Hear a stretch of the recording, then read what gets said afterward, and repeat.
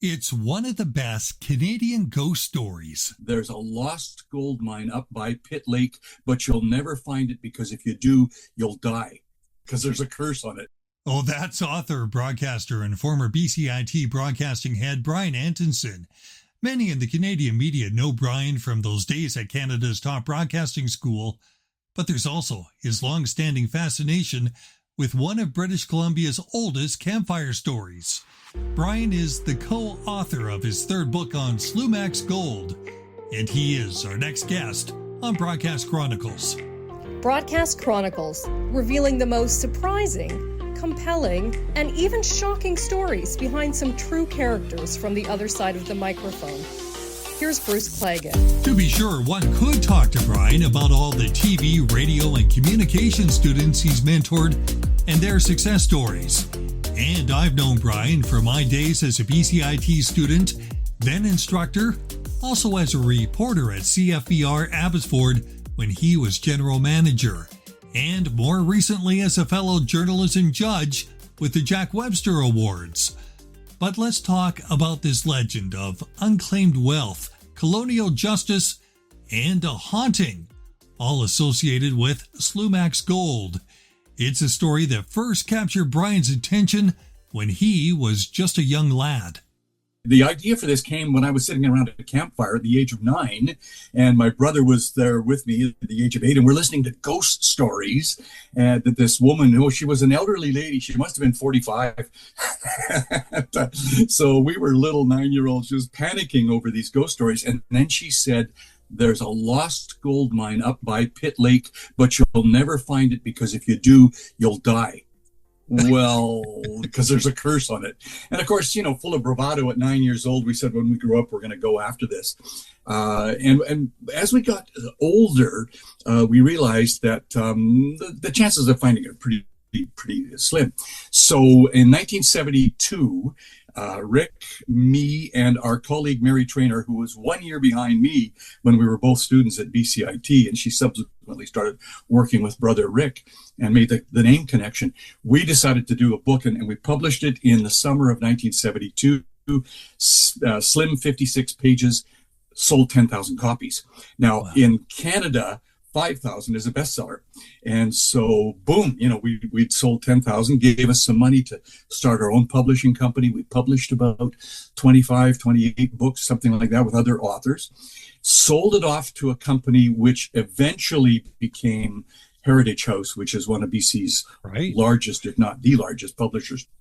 And in 2007, we published a 160-page update, which through Heritage House, which subsequently sold another almost $15,000, or 15,000 copies. I think it's 14,700 or something like that now.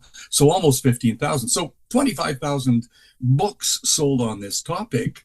That's pretty good. So then for the last couple of years, we've been in the works on this new one. This one blows everything out of the water, and you've seen it. You've seen all the material. This is 224 pages, full color photos and maps and much expanded text and everything. Nobody's found gold still, but it's a wonderful story that people get really excited about. And this is selling like hotcakes. We've now 2 weeks in a row been in the top. It came out on October the 29th. That was publication date. 5 days later, we're on the BC Bestsellers Top 10 list. And again, this week, we're on the BC Bestsellers list. But for the people that don't know you, and so many people in the media do know you, Brian Antonson is a huge name, a big name, because you've touched so many people's lives, including my own, through being an associate dean in the broadcast program at BCIT for years, and also being a general manager at Fraser Valley Radio. Is there overlap in stories and going into a media career and an education career? Could be. I mean, I fell in love with this story when I was 9 years old. Like I said, I fell in love with broadcasting when I was 14, and then ultimately went, through my entire career with that. I don't know if there's a real overlap, except that a number of the people who are interviewing me about this book are graduates of our program at BCIT, and that's kind of And a it's cool so funny how connection. that does happen. It's Yeah. a small world. Yes. But I do want to touch a little bit on that because I think it pulls back the layers of who you are.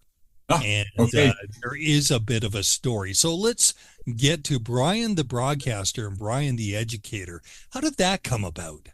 Fell in love with radio when my father, I was 14 years old. My father came home from work one day. He had a small amplifier, speaker, microphone, turntable, and some records. And he said, "This is what the disc jockeys use to be on the radio." And so I hooked it up and started playing radio. And I thought, okay, up until now, I've been wanting to be a brain surgeon, but this is much more fun. And from then on, my total focus from the age of 14 was to get into radio. Started the campus station at SFU, CKSF in those days, but today it's broadcasting in the Lower Mainland, CJSF. I then made the jump to BCIT as a student, graduated in 1969, but along the way, I started working at CKNW as an operator, and then was hired on full time and into production, some weekend on air all night and that sort of stuff, and ultimately production director there for a few years in the mid 70s. And then BCIT asked me to be a night school instructor and then come on board as the day school instructor. And that was the beginning of my educational career. So in 1977, I joined BCIT, loved it, never looked back, always enjoyed that. I enjoy explaining things to people. I enjoy educating. I enjoy watching the lights go on when people suddenly they get it, whether it's some kind of technical issue or just understanding programming or rules and regulations and ethics and why we have to abide by those things. I did that through the 1980s, became program head in radio, then into being the head of the department, and then CFVR 850 came calling, and that's where you and I we'd been together at BCIT, and then we moved into together at the CFVR connection, and that was wonderful. What a team that was. 2 years of working. It was a 2-year leave for me from BCIT, and we made that station. Abbotsford was a small station that punched way over its weight. Yeah, in terms of news, in terms of programming, the whole works. In terms of sports and everything, we did a grand job throughout the whole valley. And then after the 2 years there, I returned to BCIT and spent the rest of my career as the head of the broadcast department, which was wonderful. We got into fundraising. We raised almost $4 million working with the CRTC, and it was pretty fabulous. And I enjoyed those days immensely, and I've continued to be involved as a judge, as you know, and as you are, on the Websters and judges for the Radio, Television, Digital News Association competitions and things like that. So I'm still involved, but I'm an elder statesman, if you will, now. Well, your wisdom has been passed on for years. Now you're able to claim the wisdom and actually have it as part of your title, but. You still consider yourself a broadcaster, an educator, a historian, and a community member. You've been active with the BC Winter Games even. Oh, yeah. I was president of the Winter Games when they came here to my town of Mission in 2014, and I was asked to take that role on. And what a wonderful experience it was on a community basis, but also a learning experience for me. And we had a grand board of directors and big team, and thousands of people came to Mission for 3 or 4 days in February of 2014. What a fabulous event it was. One of the biggest events we've ever had in this town. You start to get a feel of people and how people kind of interact with their communities, especially when you're in the fields that you've been in. And yes. There is some overlap. And I'm even thinking now, you know what? You are a modern historian. You've worked with storytellers throughout your whole career, and you are one. Well, I appreciate that title, if you will. Well, you are. Absolutely, Brian. But let's jump into the new book, the third book here now. And I've taken a little look at the pictures, and even they are stunning, just absolutely amazing. Tell me about it, because it's different than the previous works, and perhaps that is in line with it being 2024. Yeah, it's much expanded, of course, and we've incorporated all these wonderful ambiance photos, as the publisher calls them, beautiful things to show people what it's like up there in the mountains. And a lot of people, they say, "Well, I'm going to go for a hike in the bush. I'm going to find the gold. It'll be very simple to do." No. When you look at these pictures, you are stunned. You see the incredible up and down, vertical cliff faces, all of the different. It's very difficult to get up there and go looking. So it's not for inexperienced people, as it were. So those pictures tell that tale, and they also tell the tale of Slumach and how he was. You talked about colonial situations here a few minutes ago, how Slumach was railroaded. He was hanged for murder. In 1891, he'd murdered somebody, Louis B., in the fall of 1890. But the witnesses' reports and so on were that it was perhaps a situation of self-defense. Well, Indigenous people in 1890 did not receive anything like a manslaughter charge or a manslaughter sentence. If you killed somebody, you were hanged. Yeah. That rule changed in 1892, 1 year after Slumach was hanged. And that's, in our understanding of the whole thing, and we probably understand it better than most, Slumach, he killed somebody. He should pay a penalty for that, yes. But he should have gone to jail for 2 or 3 years or 5 years or whatever would be the appropriate sentence. He should not have been hanged. And so that was a travesty in white man's justice in a white man's world. And everything changed in 1892. So, but for a year and a change in the way criminals were treated, he would not have died. The Who was Slumach? Let's talk about Slumach. Yeah, Slumach was a Katzie man. So he lived in the Pitt Lake area, Pitt River, Pitt Lake area. And he fished and he hunted, and there's not very much information about him before he actually had an altercation with this guy, Louis B. And they'd hated each other for a long time. They'd fought over various different things. And so if the story is to be believed, Louis B. threatened Slumach with his tomahawk, his axe. Slumach turned around and shot him. And it was a simple case of self-defense, perhaps. And then, of course, he was the press of the day, which was the Daily Columbian newspaper, long gone now, but it was a venerable publication for a century and more. The Columbian found him guilty, and we know from our journalism backgrounds, you do not do that, right? No. But the headlines: "Insane Indian kills somebody. We're on the hunt for Slumach." All this sort of stuff, the stuff that would never, ever happen today was done in 1890, in the fall of 1890. And so Slumach was flushed out of the bush, stood trial, 15 minutes for the jury to go out, come back in and say guilty. And the judge says, okay, you're going to hang on January the 16th of 1891. And that was it. But where does the gold come in? Okay, now we get to the gold. The truth is, we don't know. But somewhere between 1891, and there's nothing public about this, there's nothing in the newspapers or anything, between 1891 and 1897, something happened. And in 1897, a group of guys, 3 guys, formed the Slumach Mining Company, and they were trying to raise funds, raise shares and so on, to go looking for Slumach's lost mine. Nobody can find any information about where that came from between 1891 and 1897. But interestingly, the people who were there, the 3 major shareholders, were the mayor of New Westminster, the prosecutor in the case, and the editor of the newspaper.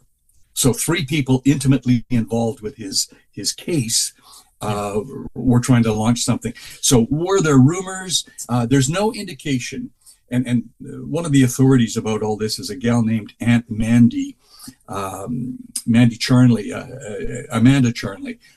Her father, Peter Pierre, was there when Slumach died. And he told her, and Aunt Mandy is quoted, and this is all covered in the book, he told her that Slumach had gold from 2 sources. One, he'd done some work for the Port Douglas band up at the head of Harrison Lake, and they paid him in gold nuggets, or gold bullets. I'm sorry, not gold nuggets. They gave him some gold bullets to say thank you, pay him, and they were made out of gold. And then one time he was out in the bush sleeping. He slept on a flat rock. When he woke up in the morning, he saw a little tiny vein of gold in the rock beside him, and he chiseled it out with his knife and made about $27 off that. So not a whole heck of a lot. And Aunt Mandy claims this is the only gold that Slumach ever had. But then there were these rumors of nuggets the size of walnuts and everything, and that got a craze going, and people started going off into the bush and have been doing so to some peril for the last 130 or so years. The gold nuggets, gold is where you find it, and so on. There is one guy who I think actually may have found something. He was a forester, and in the 70s he was in charge of the area up there in the north of the pit, and he had a master's degree. He was a very qualified forester and worked for both the federal and provincial governments. He was up in that area, and he was standing in the middle of a small pond in his waterproof boots, and he looked down and saw gold looking back at him. He was a company man. He picked it up. His hand was heavy with gold, but he realized that he was in a provincial park, and therefore he could not take gold out of it. He could not take anything out of it. But he went to Victoria, and there's an inch-thick file of this guy trying to get the provincial government to go in there with him and bring the gold out. And they said, well, you can't mine in a provincial park. He said, you don't mine. You reach into the water and you come up with a handful of gold nuggets. We'll pay off the provincial debt. And, these days with the price of gold heading toward $4,000 an ounce, that would be quite possible. So I think he's the most credible. Sorry? It's an amazing story, but the fact that you've got his almost validation coming in later, almost, more than 100 years later. Well, no, not quite 100 years. But, that adds more credibility to the fact that there may have been gold all the way through. I think so, too. I don't think Slumach had any gold. I do believe other people, Stu Brown being this fellow's name, Stu Brown being the leader of those who claim to have found gold. And, of course, there's been the television series, the current one, Dead Man's Curse, just wrapped up season 2 last week. What a great tale. What a great search. These intrepid people are looking all over the North Pit and into the Harrison area and so on, searching for some evidence of a mine, but so far haven't found it. It's interesting when we talk about BC history, and I have a little bit of interest in this going back many, many years as a geographer, but taking a look at Harrison Lake, and at the very top at this time in the 1890s, there was Port Douglas. And that could have been, if it continued at that growth rate, a major city today. Of course, could have. Yeah, it was on the route. It was on the route from the Caribou. So they were working on the wagon road that is now the Trans-Canada through the Fraser Canyon. The route down from Barkerville, et cetera, came down and it touched the top of Harrison Lake. And then they canoed with their gold and so on down to what we now know as Harrison Hot Springs. So that's, it was a completely viable location. Very cold lake, and if you fall in the lake, they found the hot springs, because if you fall in the lake, they don't even stop. They just keep going because you're going to die.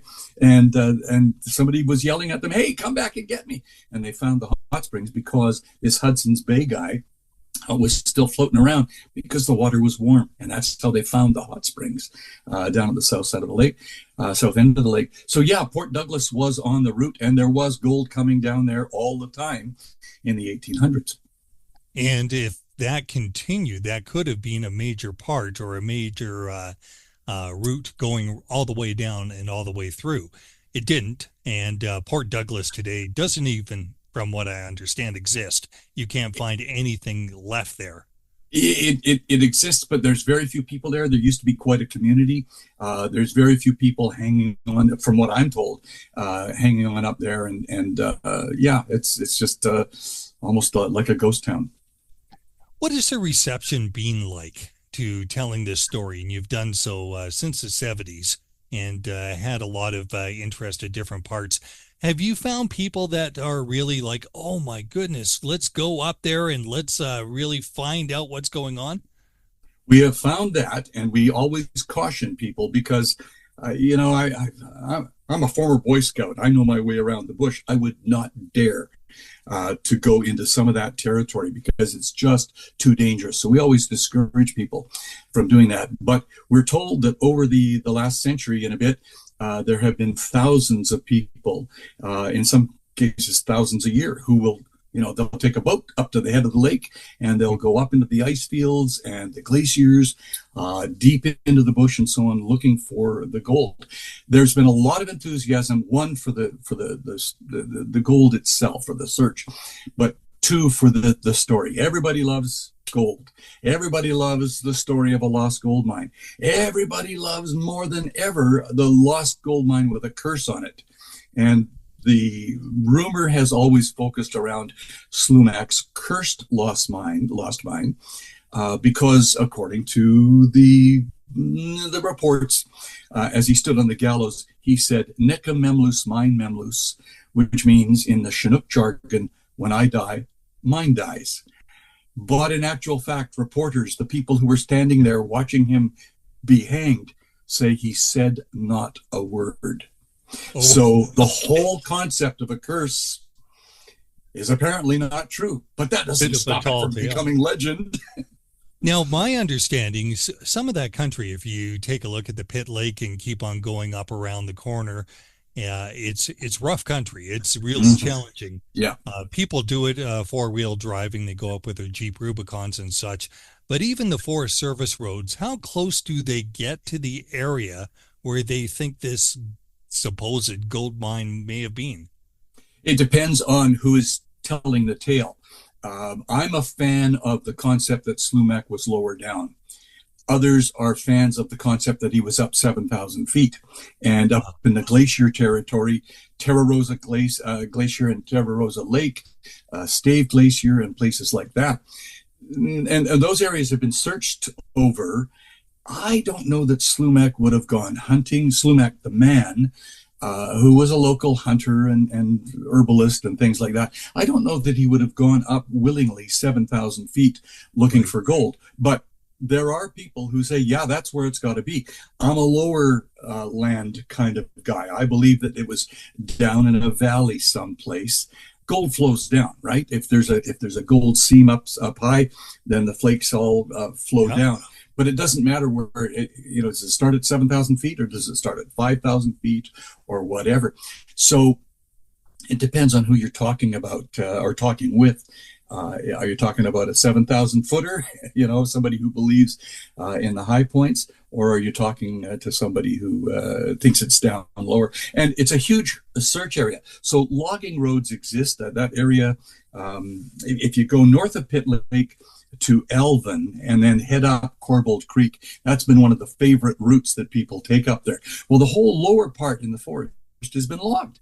And there are logging roads everywhere, and there are second, third, or fourth growth trees up there, which have changed the landscape, and glaciers and global warming and all those different things have changed the landscape a lot. So, it depends on who you talk to, but yes, in the lower regions, it's been people have been there for years, and so one would think that they might have stumbled upon something, but so far, apparently not.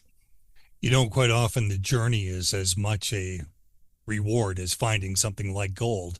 And if you go into this area, you can see some of the most fantastic scenery, just beautiful, breathtaking, and logging aside, a lot of it's pristine. You've captured a lot of that in this book. Yes. Tell me about the photos and the power of them. The publishing company came up with the concept of ambiance photos, full page photos that are dramatic, and we have several sources for them. One of them is Adam Palmer, who has been the star of the TV show Dead Man's Curse, and he's also a photographer, and he's also provided us with all of these different pictures. We had a huge number to choose from. Wonderful stuff. And the other folks who have given material, we've got some map photos provided by Don Waite, longtime photographer, longtime searcher for the Lost Gold Mine. And so I think those photos add so much to it, because you can get, as a reader, you could say, oh, look at the size of that lake, or look at the size of that mountain. I am interested in this, but I'm not going up there because I don't have any mountaineering training or anything like that, you know. But it puts you, I believe, right into the area where people have been searching for all these years. Brian, if people want to get the book, it's actually in bookstores. We've been doing book signings. I was at a Black Bond bookstore in Haney on Saturday. We sold 22 copies. My brother lives up in the Vernon area. He's had several signings already, selling 20, 26, 24, things like that.